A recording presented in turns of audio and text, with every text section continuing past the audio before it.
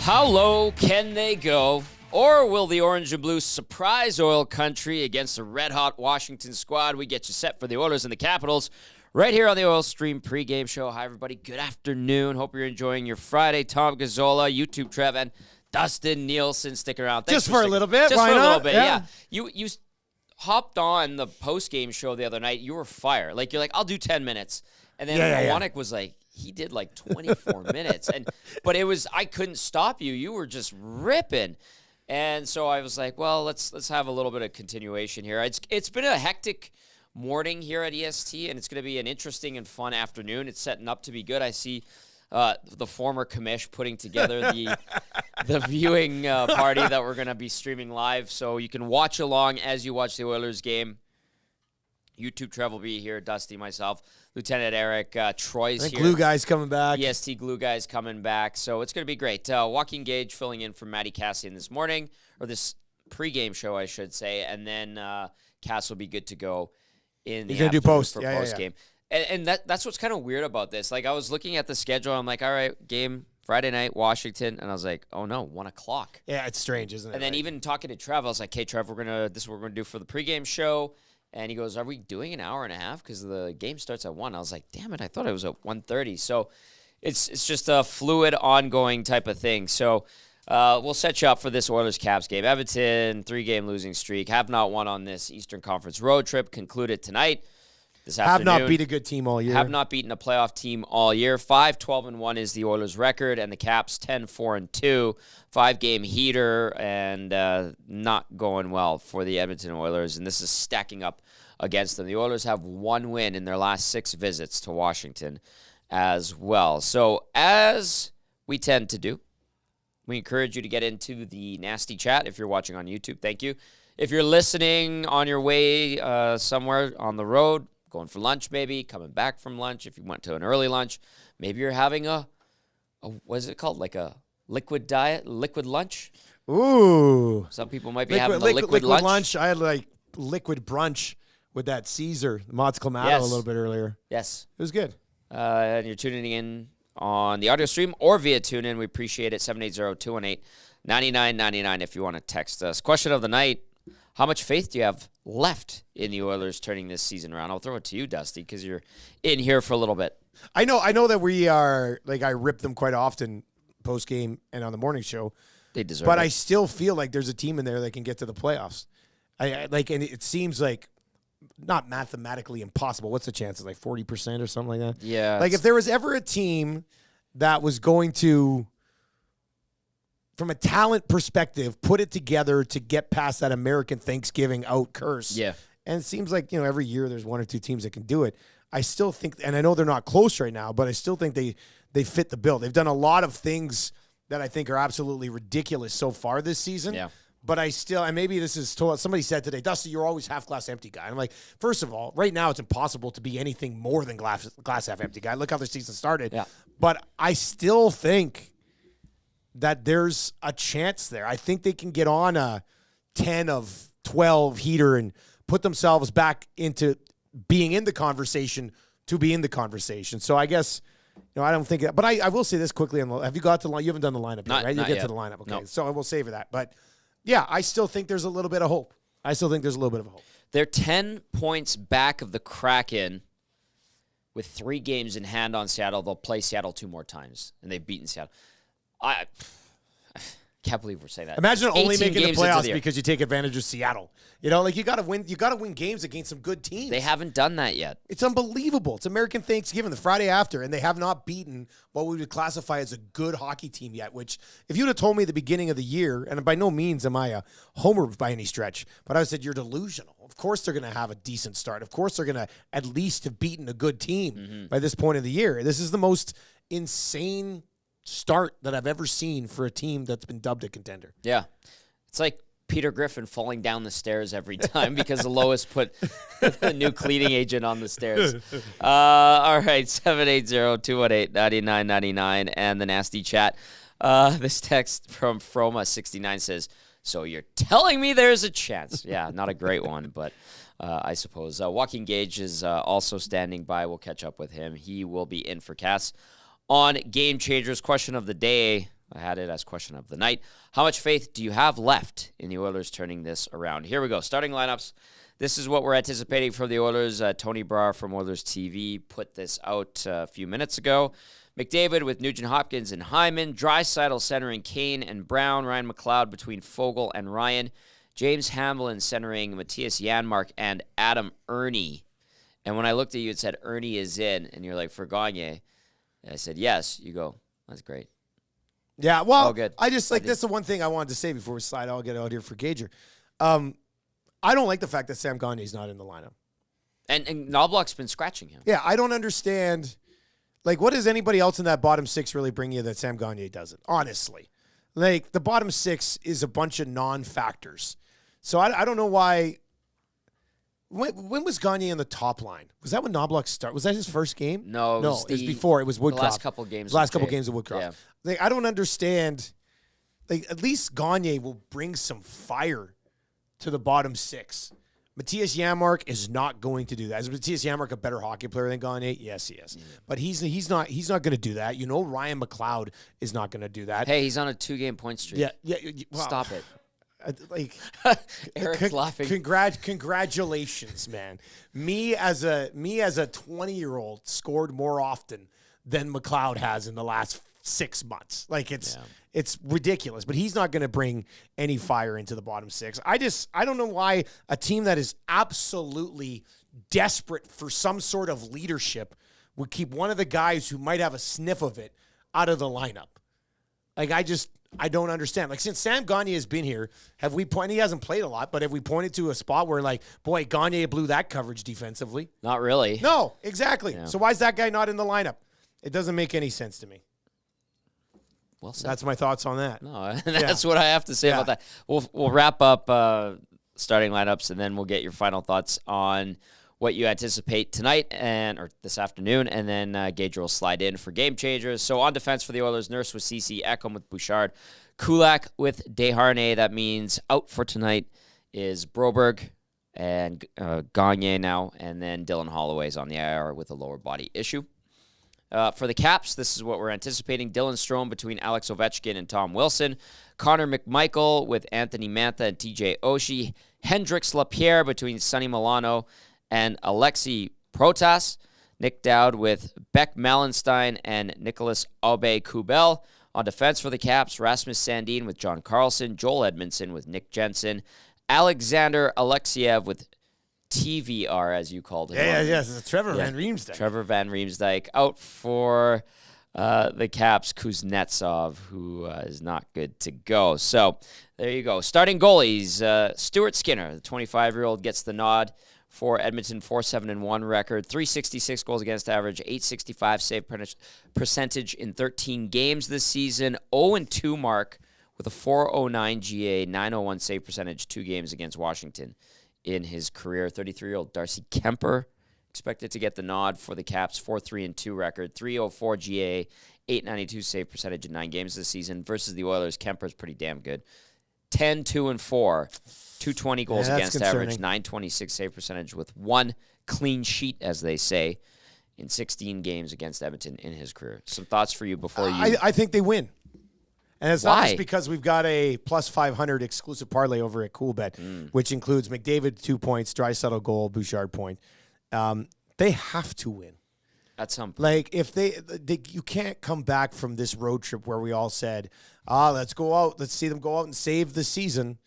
And then, I mean, if they lose this game, you can make a significant case that the season is almost over. Like, and we've said that after a lot of games recently, but you have to come away. Like, if they come out and don't have any sort of jump in the first period, the group is done. They're like, how can you not come out like it's game 7 of even a first round series in this game against the Washington Capitals, who don't score a lot of goals. They're stingy, but go out and try to dictate the play, and maybe some good things will happen. So I honestly believe that. I think they're going to win today. I don't think they're coming home from this road trip 0-4. They have jump. That's the thing. The first period is their best period. It's the rest of the game that it just falls apart. Yeah, well, last game wasn't their best first period. That was a disaster. Ekholm, we might hear from Ekholm a little bit later on the show, but he kind of said it. He's like, the game was over in the first period, and then we talked about those people that were encouraged by the third period that the Oilers had. Even your best defenseman is saying the game was over in the first period. Yeah, they knew. So whatever they did in the third period the other night, irrelevant. They got to find that somewhere, right? They got it. Yeah. I mean, they have to have this game.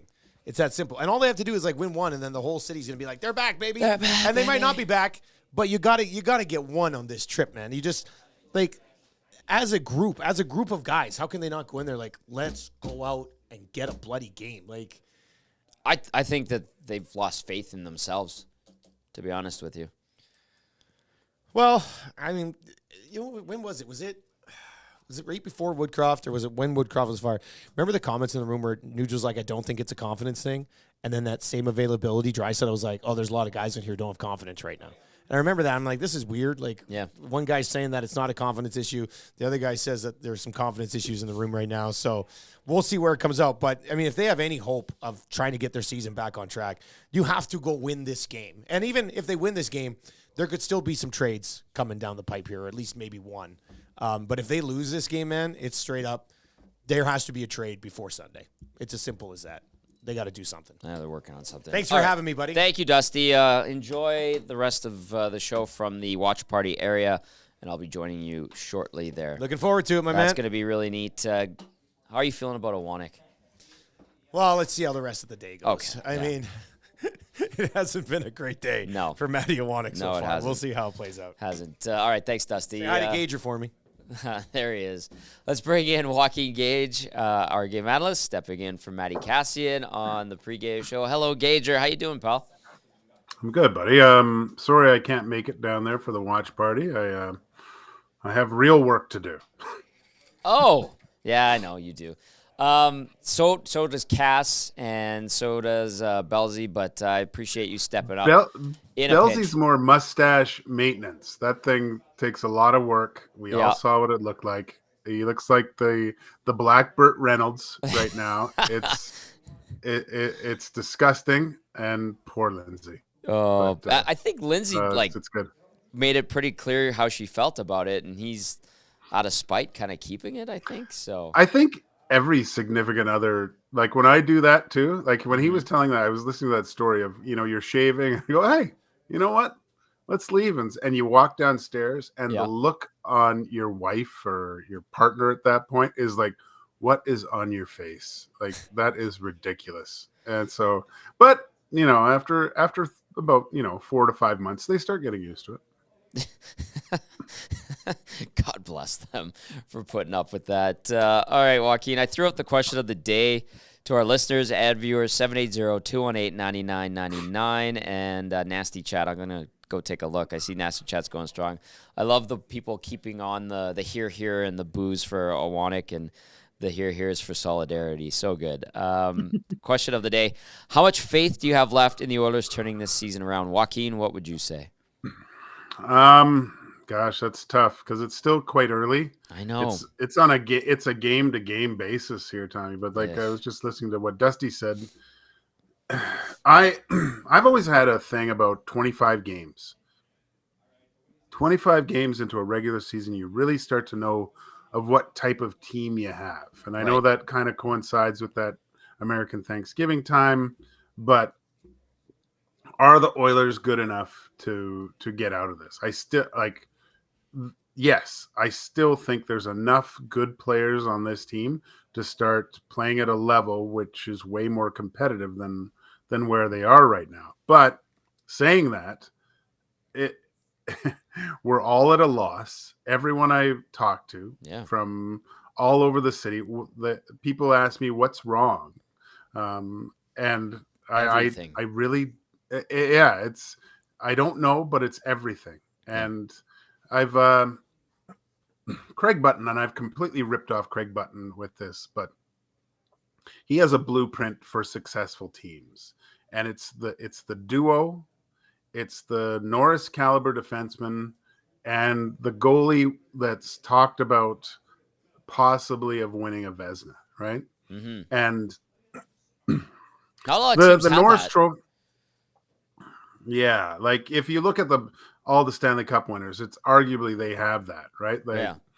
you can say that you need your goalie to play at a Conn Smythe level in the playoffs. I think that's for sure a necessity.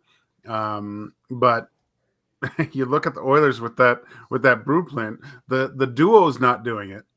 There's no defenseman on the Oilers that you would even consider with a Norris. No. And the goaltending, and to me, and I've been thinking about this, I'm not mad at the goaltending that much. Like, I don't know what you're supposed to do in those situations where there's 2 or 3 tap-ins for the other team. Like, even though those goals go in, Tommy, that still takes a little bit of your goaltending soul away. Mm-hmm. You as a goalie, you think you can stop everything, and to just feel completely helpless. And I think what we've seen is, from Jack Campbell's standpoint, a guy that he started preseason went well. He had some pretty good starts, but then just got picked apart. Yeah. And just that took away any sort of gains that he had. And with Stuart Skinner, he's a positional, big, really good goalie, but he needs to be able to rely on the defensive structure of the rest of his team to not allow so many back passes, back and forth, open guys. If he's just set up on the shooter, very difficult to beat. Couple of texts via the nasty chat actually stacked up one after another. Really appreciate this. Zedmo says this team needs a defibrillator blast between shifts. Yeah, sad but true. Jenna says the Oilers and this run feels like when mom said no sleepovers because the toilet wouldn't flush. Bad. Feels real bad. And then Smitty the Welder says, screw the confidence narrative. This team doesn't want to play the proper way to win. Duck Dad also chimes in, says 65% faith in the team turning it around. Surveyor Brett says 20% faith in turning it around. Spency 5 cents, he says, this is the Oilers. We are talking about Oilers gotta oil. Froma69 says 51%. Faith in the Oilers to turn this thing around. It is the Oil Stream pregame show. Joaquin Gage in as our game analyst this afternoon. Gager, big thank you to you. YouTube Trav's got everything kind of up and running. How you doing today, pal? Yeah, I'm having a great day. It's awesome. The vibes are electric at the EST headquarters right now, and I cannot wait to watch the game with everyone. It's going to be fun. Gager, I do wish you were here. I know you got priorities and all that. But actually, old Redbeard himself, Scott Laurie, was like, he was impressed with the way you rearranged the beer fridge. Oh. And I told him how Wannick got mad at you for taking a 6 o'clocker lager. And he's like, oh, if you guys need more, just let me know. They're ready to go. I've got a whole bunch for you. So I would have given you as many 6 o'clocker lagers as you wanted. But Wannick, being Wannick, the former commissioner of the Edmonton Sports Talk drafts, him and rules. So there you go. Hey, anyway. You know what? There's sticky notes. You could have put a sticky note on the fridge saying "Do not touch." That's all on Iwanek. Like, it is on Iwanek. I follow the rules as well. Yeah. And it was a special Saturday. It was a good Saturday. That was a lot of fun. So hopefully we can recreate some of that magic here this afternoon with our watch party, which you can watch along with on YouTube and follow along with on the audio stream as well. All right, let's get to Game Changers with Joaquin Gage, brought to you, as always, by Damon Bunting RE/MAX Elite. Damon, consistent, top-producing realtor in Greater Edmonton and among RE/MAX realtors. He and his team would love to help you find that right home or make the move from your current home. Community-driven. Damon understands what it takes to make a difference in our city. Check him out, DamonBunting.com, or visit his Instagram at Damon Bunting Real Estate. Gager, I don't know if you want to do bullet points today or if you just want to riff on this one. It's up to you. No, you lead me, Tommy. You All can right. lead a horse to water. All but right, so the Caps don't score a ton of goals on average, but they do have a lot of lethal, aging veterans who can burn you offensively. So how about piling up some goals against this Caps team and keeping the pucks out of the Oilers' own net? What will be the key to staying solid defensively, something that this Oilers team has only done maybe on 3 or 4 occasions so far? The biggest key, I think, for an Oilers victory tonight is patience, because you're facing a Washington Capitals team that I think it's Spencer Carberry that's Yep. taken over as head coach, and somehow has been able to implement a kind of defensive structured system with a former high flying offense that waits for chances and takes advantage of it. The Oilers are going to have to play sound and not get into that, not get uncomfortable in those at the beginning of the game when it's 0-0 or 1-1 and trying to push for more. Like, they have to take what the other team gives them and also try to create things by good, sound, defensive structured play through the offensive zone, neutral zone, and defensive zone. Quick transitions. That's what I want to see from the Oilers. I know I talked about on Two Guys on a Goalie, what thing that really resonated with me with Matthias Ekholm, his comments a few games ago, saying that maybe we have to get to a structure where they have to go through 5 guys, right? So, and I think that's the point where the Edmonton Oilers have to be at, because their power play is nowhere close to what it was, that bailed them out of a lot of situations last year, and the overall 5-on-5 play isn't as dominant, and they're leaking.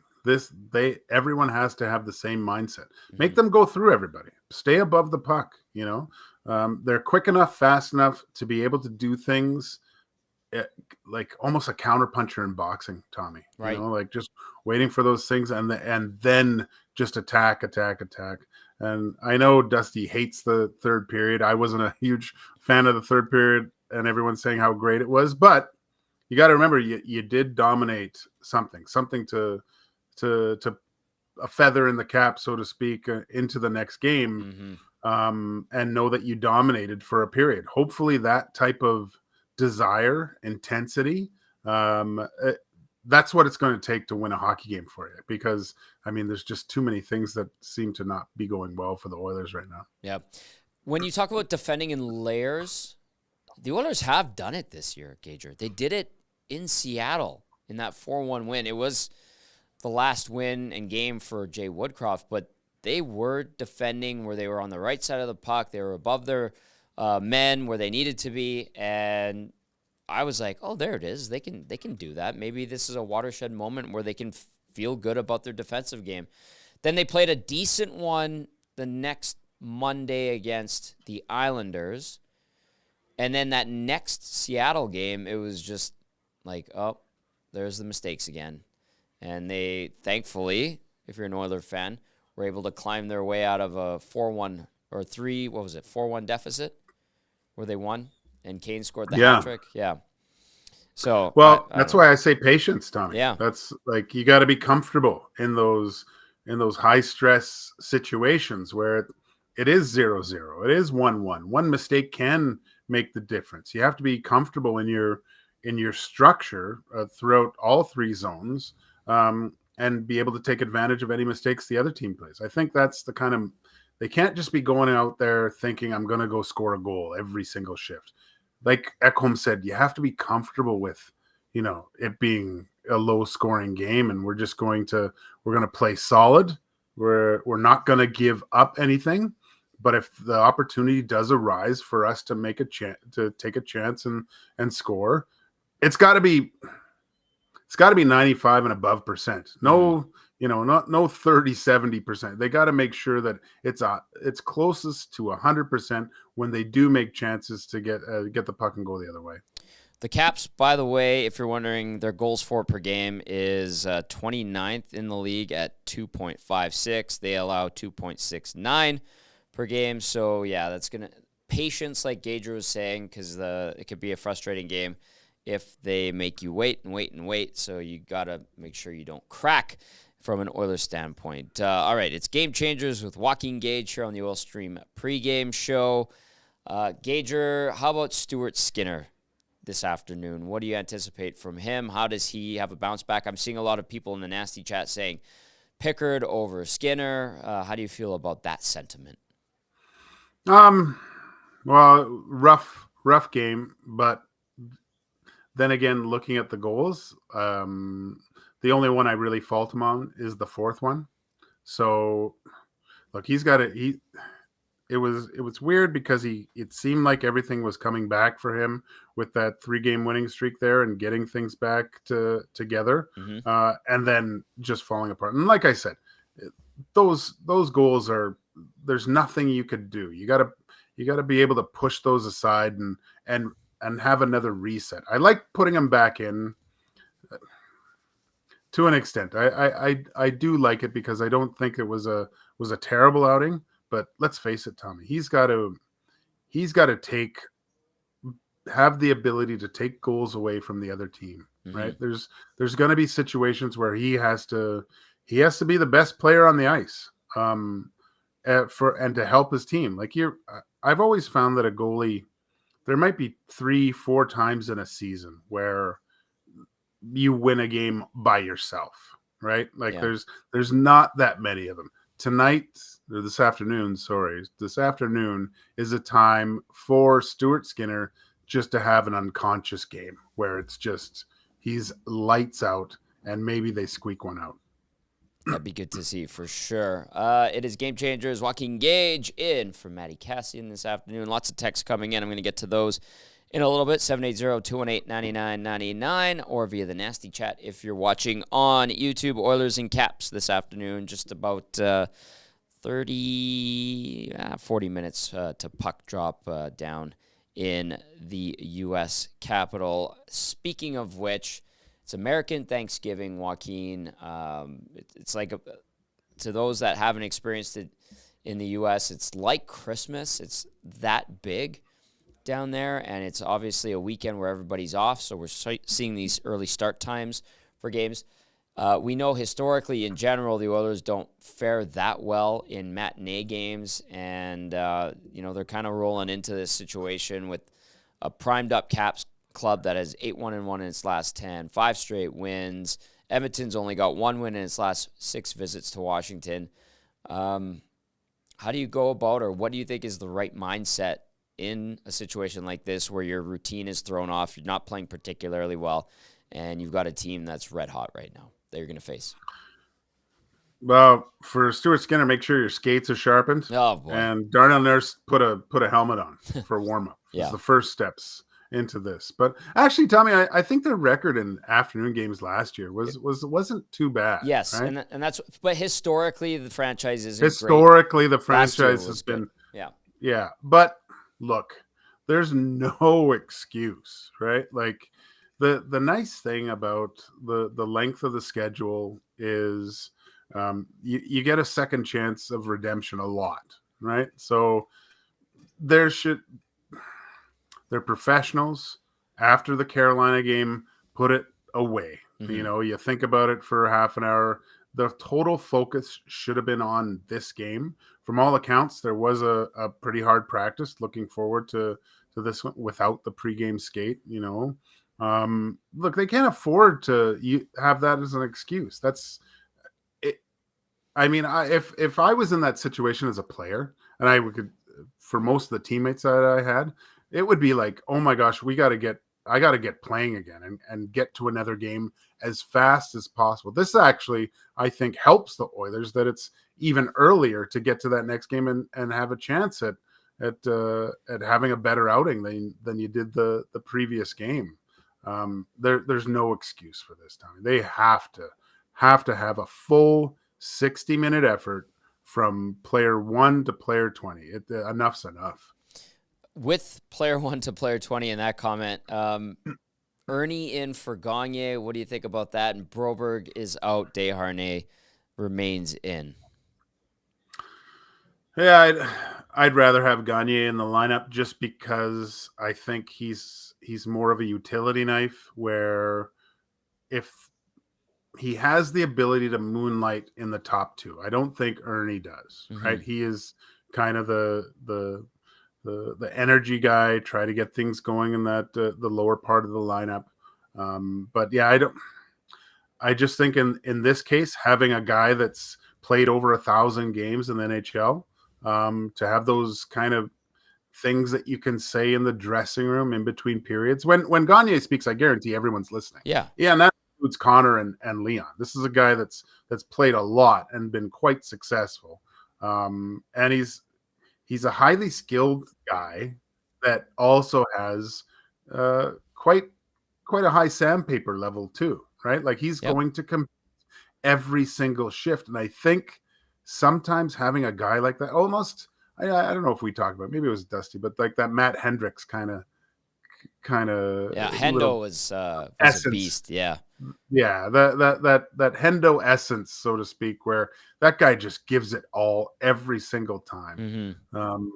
Got to play like every shift's your last. Because look, I guarantee this is one of the sayings that you'll hear in the dressing room right now. Tommy is, they'll be like, look, from all accounts, the team likes each other. Yes.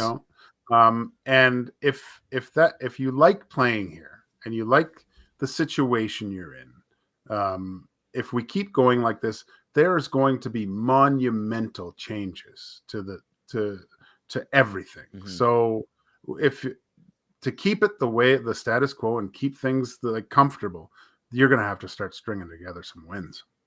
Hasn't happened yet this year. Gagne, third straight healthy scratch. His first game under Knobloch played 14:38. He was a -1. Second game, 13:33, a -1. And then his third game, the last one he played was against Tampa, played just 10 minutes and 3 seconds. And has not played since. But Adam Ernie gets the nod over Sam Gagne on the fourth line. Ryan McLeod has a 2-game heater. Anything there? Or are we just going to leave that alone, Gager? He hasn't shown me anything I forget which game it was where he came down the right side and he had a full lane to the net to go. And he looked to hold up because he didn't want to drive. And then he goes, "Oh, I can drive." And he still got through. Like it would have been a breakaway. The decision making has to be quick, and I said it before. Right now, McLeod looks like the first Top Gun movie. He's buzzing the tower every single time. There's no physical play. There's in that where he is in his position that should be solidified for himself.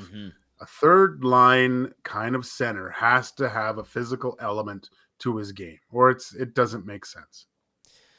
2-game point streak for McLeod, 2 assists. I did say the heater facetiously. Gager, great game changers as always. Thanks for stepping in a pinch, buddy. Always appreciate it. Miss you down here. Wish you were here for the watch party. Yeah, me too, buddy. I'd be crushing those 6 o'clocker loggers. Maddie would be so mad at me. Good. Anything to infuriate him today after what he did in that display we saw on the draft. Thanks, Gager. We'll catch up with you probably this weekend. All right, that was Joaquin Gay.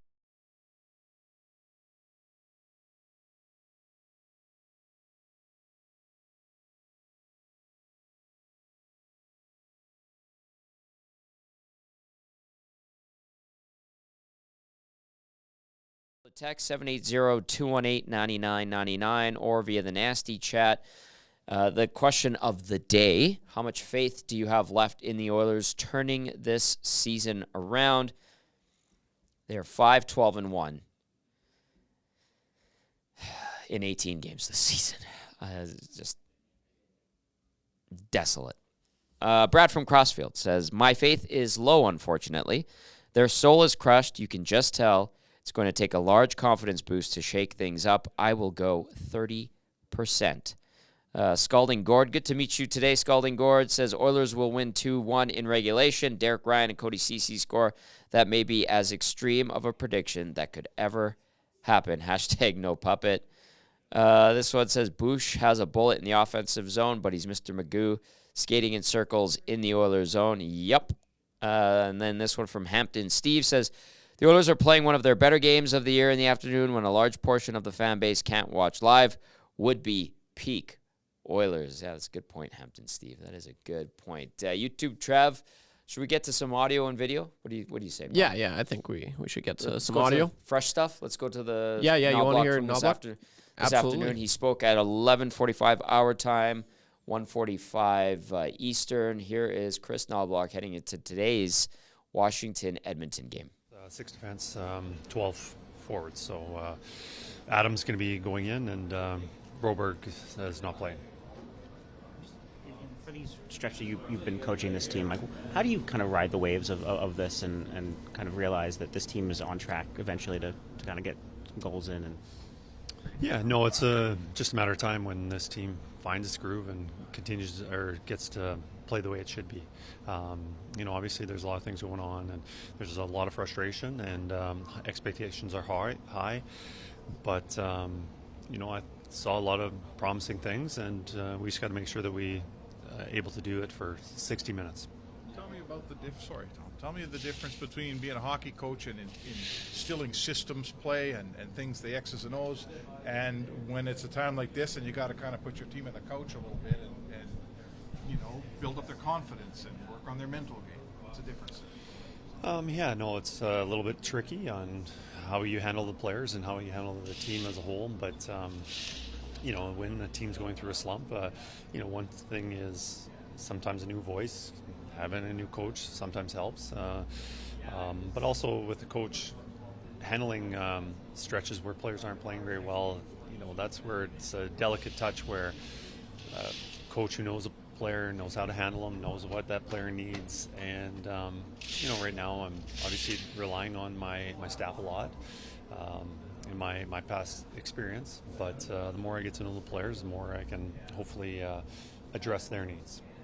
You mentioned 60 minutes. The first 2 games on a trip, you guys started well, then the next of the games weren't as good. Last game, the start wasn't as good. How do you kind of find that even keel that you're searching for? Well, that's where you're good teams. Teams that are playing well, they can play very solid for 60 minutes. And right now, there's just been an imbalance of our play, of playing really well and not playing well. And we just got to be stay in the course and just continue doing what we're expected to do. Who's in that? Skinsis. Okay, there was Chris Knobloch from earlier today, about an hour ago he spoke, or just less than an hour ago. He's been thrust into an unenviable position and trying to make the most of a bad situation. Mike Smith says 10% faith for him in the Oilers turning it around this season. That is the question of the day. How much faith do you have in the Oilers turning this thing around? Through 18 games, a 5-12-1 mark, and they take on a red-hot Washington Capitals squad. Matthias Ekholm had some interesting comments the other day. He did speak following practice yesterday in Washington. Let's hear from the Viking himself, Matthias Ekholm. Change in order to make sure that you come up with 2 points tomorrow. We got to be harder to play against. Plain and simple, we gave up last game in the first period, and that can't happen. So at the end of the day, it's on us to play better defense. And it's easy to say play better defense, but I also think at times it's almost like we got to go out there with the mindset that we can't just think that we're going to score every shift. Sometimes you got to go out there and you just got to make sure we take their momentum out of the game a little bit. Like yesterday, it was just they just kept coming. We got to find a way to just get pucks deep, make sure the crowd gets out of it a little bit, make sure they get out of it a little bit, because now they just kept coming and they just got goal on goal on goal, and then it's game over. So I think managing the game is something that we have to do better. Chris Knobloch, early on in practice, stopped practice and made sure that all the players were on the same page and paying attention to detail. What kind of a tone, Matthias, do you think that sets for the group? Well, that's what we need right now, for sure. We can't. Usually that's what it is when you win and things are going. It's just you just keep them going. But when you lose, you have to find a stop, right? So it starts in practice, starts with the details, and getting everybody on the same page for sure. And today was one step towards that, and I think the management and the coaching staff are aware of that as well, so it's good to see. At the risk of sounding like a dumb question, you mentioned playing better defense. What exactly does it take to play better defense as a collective? Yeah, I mean, it was kind of that what I was touching on there with last game. Sometimes it's not about what you get, it's about what you leave for the other team, and the momentum game is something we got to feel out better, knowing when to make a play, when it's time to just get it deep and go to work. So from that perspective, I think it's not on the goal list. It's not just on the D. It's not just on the forwards. It's collectively we have to be better at that and knowing where we're at in our shift. Are we in the first 5 minutes of the game? Maybe we should just get it deep to get going, and then we can start making plays. So I think it's a whole team thing, and it's something we all have to do a better job on. You're going through a little bit of a tough stretch like this, Matthias. How much onus do you put on yourself as a leader in this group to maybe pipe up when you need to during the game or during intermissions? Yeah, I care a lot, and I try to talk as much as I can without trying to be too much and talk all the time, but I'm trying to do my best. Honestly, it's when you lose that you really get to learn about yourself and your teammates, what you're really made of, and we're going through that right now, and we're trying to get out of it and do it in the best way possible. But I'm just trying to talk as much as I can and as much that I think is healthy for the group, because sometimes it's just nagging isn't good either. So at that point, I don't know if I'm doing it right, but at least I'm trying and righting the ship in the right direction, because we got a lot of hockey left. So we just need to flip the script a little bit and get a W and get going from there. And just to follow up on that, what have you learned about this group? A lot. Obviously, last year when I got here, we were on a roll and we barely couldn't lose a game. So to see us on this side of things, it's different, and it's probably where you learn the most. So I know we're a resilient group. I know guys care in here almost to the point where they care too much and it gets to a nervous thing or a pressure thing. So that's something we're working on to be able to perform under pressure, and to be able to perform in a situation like this is something that's hard, but it's something that we're working on. What did you make of Darnell's shiner that he had at practice today after taking that puck and warm up? Unfortunate circumstances, but it happened, and I saw it right away when it happened. It was a lot of blood, but he'll be all right. He's a warrior, and we knew he was going to be out there for us, and I mean, he still played 23, 24 minutes for us. So great job on his part to battle through. All right, there you go. There's Matthias Ekholm following practice yesterday as the Oilers get set to take on the Washington Capitals. And he was pretty upfront about things and picking the right times to make a decision. That has not happened. The right decision in certain moments is something that the Oilers have not done well this season. And I'm not going to pick on one or two players in particular, but we've seen it time and time again. Carrying to the point where they're overdoing it, that's not good. To the point of nervousness, that's honest, but that's not a good sign either. The results ultimately have been mostly failure at 5-12-1 so far. This text comes in and says, on a positive, the Oilers haven't lost on a Friday yet this season. I believe this is their first Friday game.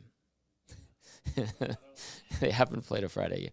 But I understand the humor there. Andy Pandy says, Oilers lose 7-5 today. Empty net for the Caps. Old-fashioned shootout. 97 gets a pair. 29 gets off the Schneid. Pointless road trip. Yikes.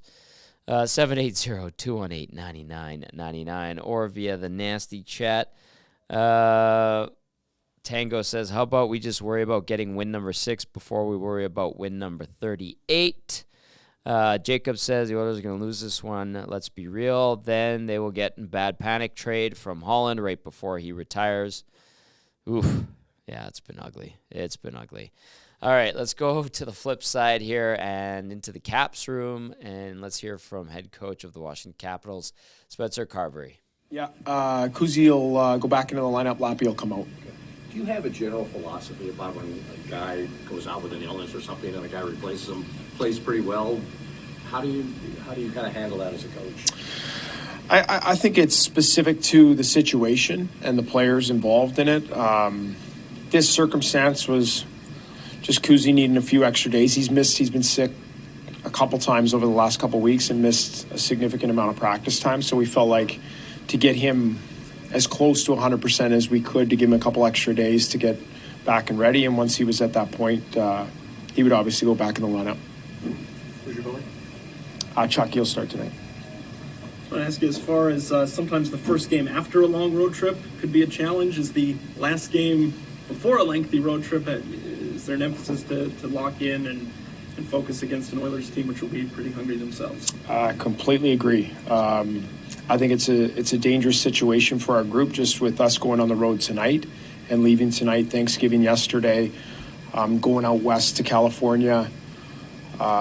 So we've talked quite a bit about getting ahead of ourselves and making sure that we're very present in the moment for today and understand the significant challenge ahead with the group that's coming in here and where they're at in their season. And we're going to need our best tonight to finish this homestand.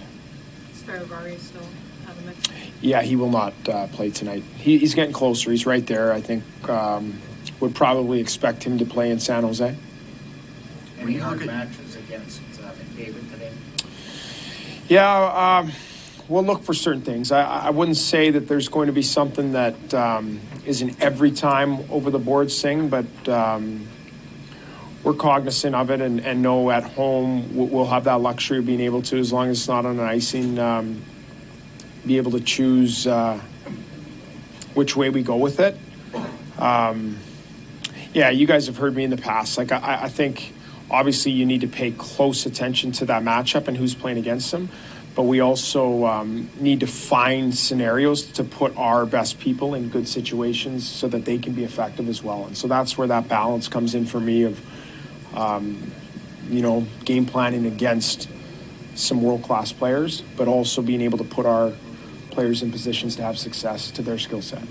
The way your schedule has been pretty spread out, and obviously you guys won games, so that hasn't hurt you in that way, but can it help some guys to maybe get more in a rhythm to play every other day or around that? For sure. I think some guys would rather just day off play or one day in between, and we're about to embark on a long stretch of where it's going to look like that. So they'll, if that's your cup of tea as a player, you are going to get a heavy dose of that coming up in the near future. For the coaches, I think we would probably rather be in that as well. It with the breaks in between. At least this is the way that I look at it, is when we're not playing and I look at the games played in the league and we're near the bottom, I just know it's coming later. And it's going to be some difficult stretches, back-to-backs coming and all that stuff, so 3 and 4s. But it's the way that it works, and I feel like it all evens out in the end, and just being able to, whether we have a couple days off, make sure that we're using that to best prepare, or whether it's a fatigue situation, using it for physical preparation, and then when you're playing quicker, just to be sharp mentally. All right, there's Caps head coach Spencer Carberry. He is the youngest head coach in the National Hockey League at 41 years of age, and he gave us a little dip into what to expect in regard to the lineup. So Evgeny Kuznetsov is good to go. So we'll see Strome between Ovechkin and Wilson. Kuznetsov, who returns to action with Milano and Oshie. Then you've got McMichael between Protas and Mantha. And then on the fourth line, Dowd between Malenstein and Knack. Nicholas Aube-Kubel. That is his acronym. Sandin with Carlson. Edmondson with Jensen. Alexiev with TVR, a.k.a. Trevor Van Riemsdyk, in goal for the Washington Capitals. It is not Darcy Kemper. It is Charlie Lindgren getting the start. He has a 4-1 record this season, 2.01 goals against average, .940 save percentage with a shutout in the 5 games he's played. Charlie Lindgren versus the Edmonton Oilers. 2 games against Edmonton lifetime, 2 wins, a 3-0-1 GAA with an .898 save percentage. And if you're wondering what the Oilers are going to be doing with their lineup tonight or this afternoon down in Washington, McDavid between Nugent Hopkins and Hyman, Draisaitl centering Kane and Brown, Ryan McLeod with Warren Foegele and Derek Ryan, James Hamblin with Matthias Janmark and Adam Ernie. No Sam Gagner, for the Oilers. On defense, Nurse paired up with Ceci, Ekholm with Bouchard, Kulak with Desharnais, no Broberg, Holloway on the IR, in goal for Edmonton this afternoon. Stuart Skinner, the 25-year-old, 4-7-1, 366 goals against average, 865 save percentage in 13 games this season. He has faced the Caps twice in his career, 409 GAA, 901 save percentage in those 2 games. So there you go. You're up to speed lineup-wise. This is one of 15 games on a busy Friday in the National Hockey League. After 2 days this week with 0 games due to scheduling conflicts on Tuesday, and I guess Arizona just didn't want to play a home game or something like that, as Jeff Merrick was describing, and then yesterday was American Thanksgiving. And as Jay Onright so eloquently put it, in Canada, Thursday. YouTube Trev, come on in, pal. What are you thinking going into this game? I'm looking forward to this game. Like I said earlier, we're going to be having a watch party, so definitely stick around for that. It's going to be a lot of fun. As for the game, I always look forward to watching the Washington Capitals play. Obviously, I was a huge Ovi fan growing up. It's not the Ovi of old, but when you got one of the greats, it's always pretty cool, and that goes for a lot of fans, hockey fans just in general, when they watch McDavid and Draisaitl, although that hasn't really been the case this year. So I'm looking forward to this game. But just hearing from, the head coach of the Washington Capitals there, every team is coming in to play in the Oilers, and it's a challenge, right? Every team's coming in saying the exact same thing. It's a great team. And it's that they come in thinking that, and they just blow them out of the water. So their mindset is just unmatched, and it's kind of annoying. But I don't know. It's going to be hopefully a good game. Just start strong. Just like Gager said, full 60 would be nice. Just have the effort. I've been saying it all year long, Tommy. Yeah, you have been. Just show up, like one shift at a time, and just play for each other. And they haven't been playing for each other. Matthias Ekholm said they care to the point where it's almost too much and they make themselves nervous. That's not good. Yeah, no, and you can tell. That's exactly what you can see. Like they're just with 2 of the 6 goals that were scored the other night, whatever it was, it just terrible. Just it's so frustrating. And 1 goal is all it takes to just deplete this guy or this team's confidence. That's all it takes. Deflate them, I know what you mean. And so it's just, if they start out strong, just go from there.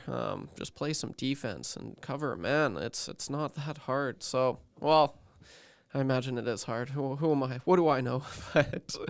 How are you going to handle the watch party? Because now people will be able to see you. Like, are you I'm worried the cameras are on you? Yeah, I'm not going to be like I'm usually like. Oh, you're going to be stiff and rigid. Yeah, you're just going to walk away if you get mad. Yeah, probably. I can't say a lot of the stuff that I usually say, so I'm definitely going to have to be biting my lips and just. Yeah, there's no way I'm going to be like that. So, but regardless, it's going to be fun. And depends if the Oilers start strong. You might get a little bit of some energy coming from YouTube Trap, but we'll see. Yeah, time will tell. Bring it, pal. Bring it. It's going to be a great time. If you want to stick around and keep it as a second screen option while you watch the Oilers and Caps, we're going to be doing a live stream watch party here at the EST studios. So keep it on EST on YouTube and on our audio stream. We're going to have it as well. Wanek's been working on it with all the mics and screens and everything and cameras getting all set up. Should be fun. We're going to have some food from Popeyes. And I think we're also getting some Mr. Mike, some sirloin bites. So it should be really good. Let's wrap things up on the pregame show with a few texts. This one comes in from Burgerler. If I had $10 million, I would pay $1 million to see McLeod become Chandler Stevenson. He's already got the speed. He's got the same tape job. He's also left-handed. Just needs some better face-off skills and some grit. Missing teeth alone wouldn't cut it. Yes, if Ryan McLeod could somehow become Chandler Stevenson-esque, that would be a huge benefit to this Oilers team. Somebody make Ryan McLeod mad and make him focus all that anger on the ice. And with that speed and that skill, he would be an excellent, excellent player. Again, as I jokingly said to Joaquin Gage earlier, Ryan McLeod on a 2-game heater, assists in the last couple of games. Anything else you're seeing via the nasty chat? I'm Waiting for these texts to load. Here we go. I got another one here. Do you have anything right there? Just some people are saying, why are we getting a Trev cam right now? Maddie hasn't set it up yet for the oil stream, so that's why. It's coming soon. It's coming soon. Although, it's like such an easy fix. What about that camera? Like that is the camera, but Maddie did something and I he wasn't changed. watching one I day. see. You have to do it in the settings. We'll over get here. there. Yeah, it's there. an easy fix. It's just we're waiting on Maddie. All right, a couple more to wrap things up. This one says, I have complete faith and belief that they could turn this around, but it's time to come to Jesus. The defense will have to play a complete old school, absolutely punishing style of defense. And Davo needs to go nuclear and stop feeding puck whiffs and just start shooting from anywhere and demand that everyone else tries to keep up.